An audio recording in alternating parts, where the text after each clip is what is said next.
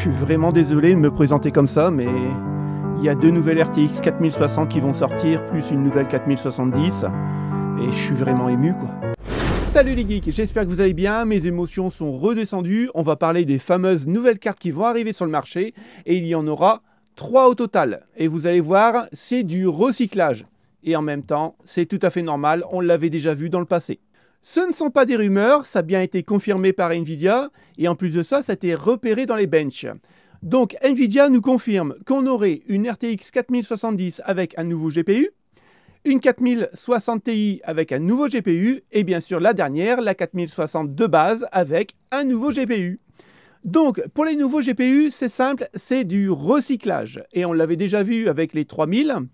Eh bien, la 4070 aura un GPU de 4080. Mais alors attention, hein, ça ne veut pas dire qu'elle va tourner plus vite et qu'elle sera plus puissante. C'est juste qu'elle sera castrée, car le GPU pour la 4080 qui est recyclé ne passe pas les tests, en fait, pour être estampillé RTX 4080. Donc, au lieu de les jeter, elle va se transformer avec des petites caractéristiques en moins sur une 4070. Et on fait la même chose sur la 4060 Ti et la 4060. Maintenant, si on analyse un peu le tableau, la 4070 de base, c'est l'AD104 251 et il va passer à l'AD103 175 KX. Pour la 4060 Ti, on est sur l'AD106 351 de base. Ça va passer à l'AD104 150 KX. Comme vous pouvez voir, la 4060 Ti va passer avec un GPU qui était normalement prévu pour la 4070. La 4060, l'AD107 400 va passer à l'AD106 255. Donc, l'AD107 va être transformé par le GPU de la 4060 Ti à la base.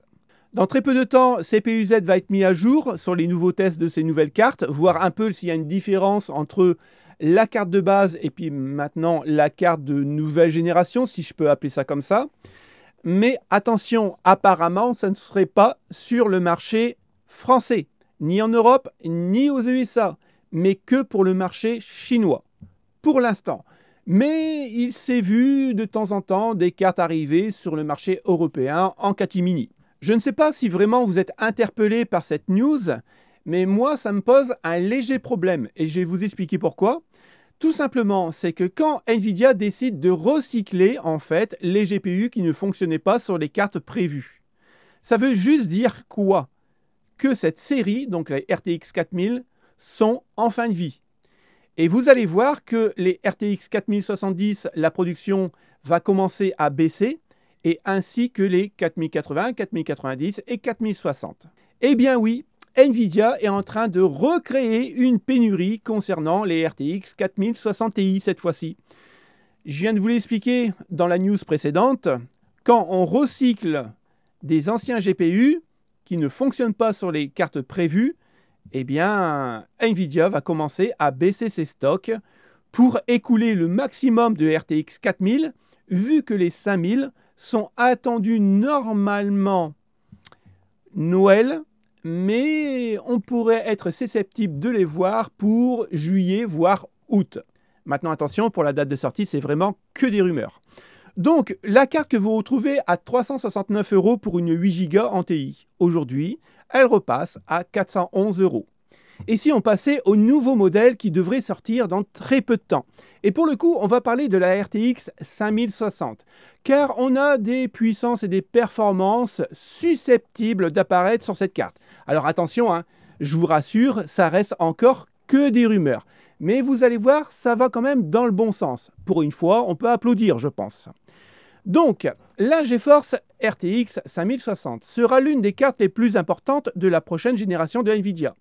C'est tout à fait normal puisque AMD se positionne sur le milieu de gamme, donc il faut vraiment une carte concurrentielle pour concurrencer, je suis trop fort, la AMD RX 8000. C'est tout à fait normal en sachant que Intel va s'aligner aussi sur le milieu de gamme, puisqu'elle se positionnera comme un milieu de gamme et aura un prix contenu, je répète, aura un prix contenu, mais souhaiterait profiter d'un bon niveau de performance et de toutes les fonctionnalités et technologies de l'architecture Blackwell sans avoir à faire un gros investissement.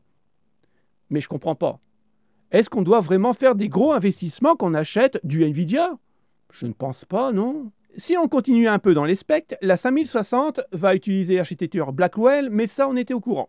Il sera probablement livré avec un GB207 sur un nœud de 4 nanomètres de TSMC. Ça on le savait aussi. Elle utilisera une conception de cœur monolithique similaire à celle de Ada Lovelace, donc l'ancienne génération, c'est-à-dire qu'il disposera d'un matériel spécialisé, cœur Tensor Core, RT et flux optique d'accélérateur. Pour l'instant, rien de bien nouveau. Et également avec une grande quantité de mémoire cache L2. Ça peut changer la donne. Concernant la 5060 Ti, elle aura un GPU GB206, ce qui est normal puisque le 207 sera vraiment pour l'entrée de gamme. Et après, on va monter en gamme. Pareil pour la 5070 et 5070 Ti, qui aura le GB204, qui s'identifie aujourd'hui par Nvidia, par le GB205. Alors, pourquoi? Peut-être qu'on aura un GB204 modifié pour avoir, par exemple, une 5060 Ti Super? Peut-être. Alors, après, on aura logiquement la 203 pour la 5080 et la 202 pour la 5090. Pour l'instant, rien de bien nouveau. Ce qui est intéressant, c'est que sur le GB207, sera moins complexe que ses sœurs aînées et donc moins cher et plus facile à produire. Surtout, retenez bien ces mots. Moins cher et plus facile à produire. On en reparlera quand ça va sortir. Hein. Donc, pour la 5060, on pourrait avoir, et je dis bien on pourrait avoir, 42 unités SM, 5376 shaders, pour une vitesse entre 2,8 et 3 GHz, ce qui est plutôt pas mal, 160 unités de texturation, 64 unités raster, 42 cœurs RT de 4e génération, 68 cœurs Tensor de 5e génération, bus de 128 bits, 12 Go de GDDR7 à, attention, 28 bits par seconde, ce qui est plutôt pas mal puisque la bande passante va passer de 300 quelque chose pour les RTX 4060 à 448 Go par seconde. Et on aurait 32 MO de cache en L2. Donc ça grimpe aussi au niveau du L2. Mais encore une fois, ce ne sont que des rumeurs. Par contre, pour les 12 Go en mémoire GDDR7, 12 Go, c'est vraiment pas mal, on va dire, parce que maintenant, la 5060, c'est pas du milieu de gamme, c'est de l'entrée de gamme. Et 12 Go, c'est plutôt pas mal pour de l'entrée de gamme. Maintenant, attention, GDDR7. Et on le sait très bien, AMD a choisi la GDDR6 et non pas la GDDR6W, qui est un petit peu plus rapide, tout simplement pour un coût de production. Et on nous dit, elle sera moins chère et plus facile à produire. Et c'est pour ça que je vous disais, surtout, retenez cette petite phrase. Donc, en gros, en puissance brute, on aurait 32,25 teraflops en FP32. En gros, c'est une 4070. Voilà, c'est la puissance d'une 4070 et elle serait juste derrière une 4080. Alors, sur le papier, ça semble vraiment très intéressant. Mais vous allez voir le truc encore plus intéressant, eh bien, c'est question de prix. Donc, elle devrait débarquer entre le premier et deuxième trimestre 2025. Ça, on s'en doutait. Ils vont nous vendre les cartes les plus chères pour faire plus de bénéfices tout de suite. Mais cette petite carte, la 5060, pourrait être vendue, alors là, attention, entre 300 et 400 $. Donc, c'est-à-dire qu'elle serait plus puissante qu'une RX 8000 de même gamme, mais pour moins cher avec, attention, de la nouvelle technologie. Surtout, je le répète encore une fois, en ayant de la GDDR7, puisque c'est une nouvelle VRAM qui coûte beaucoup plus cher à fabriquer. Alors, est-ce que Nvidia a pris des cours de magie pour nous faire des cartes vraiment beaucoup moins chères que prévu? Il l'avait déjà dit dans certains teases, mais bon, c'était pas spécifié ni confirmé par Nvidia. Donc 300 et 400 $, moi là tout de suite, honnêtement, je passe chez Nvidia. Je ne vais pas chez AMD, puisque AMD seront légèrement plus chers et un peu moins rapides que les nouvelles RTX 5060.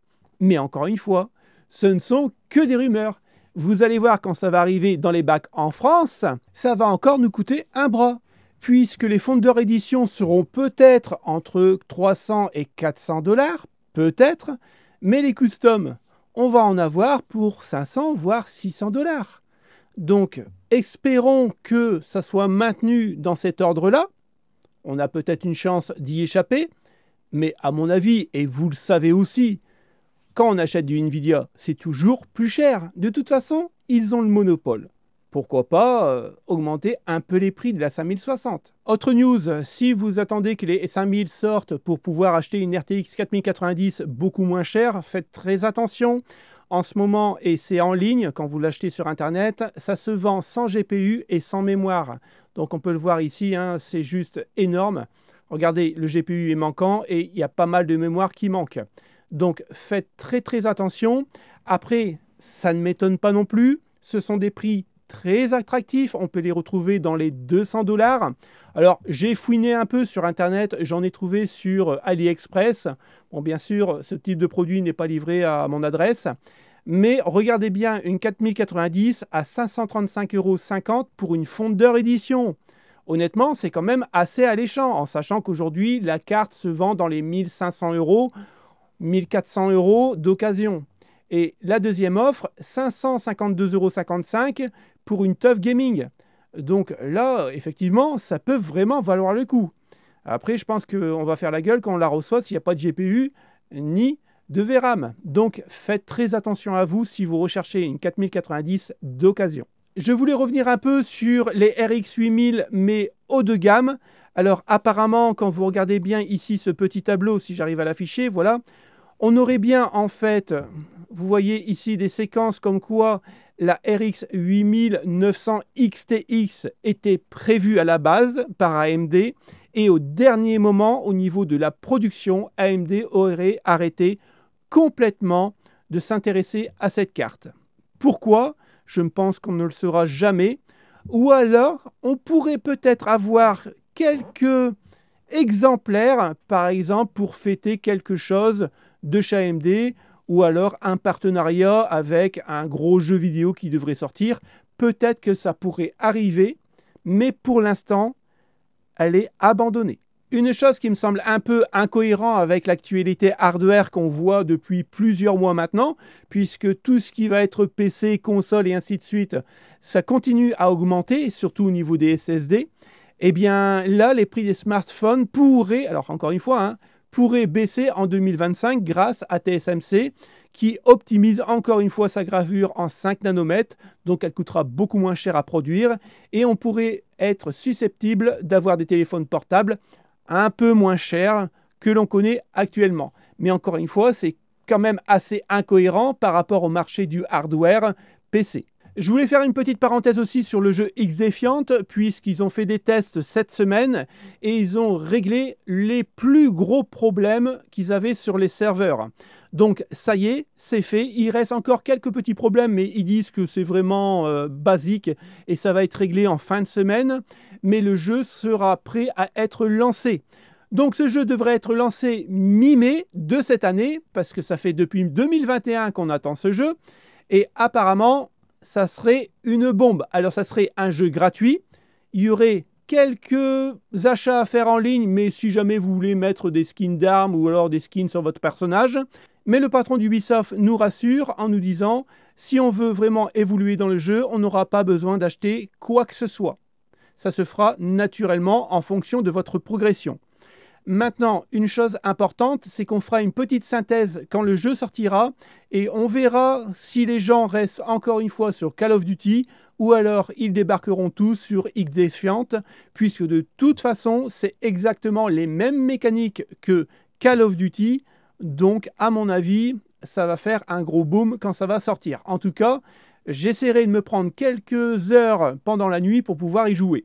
En tout cas, je vous remercie d'avoir regardé cette vidéo jusqu'au bout. Je vais vous laisser car j'ai ressorti mon mouchoir et maintenant je vais aller voir mon psy. Salut les potes, ciao ciao!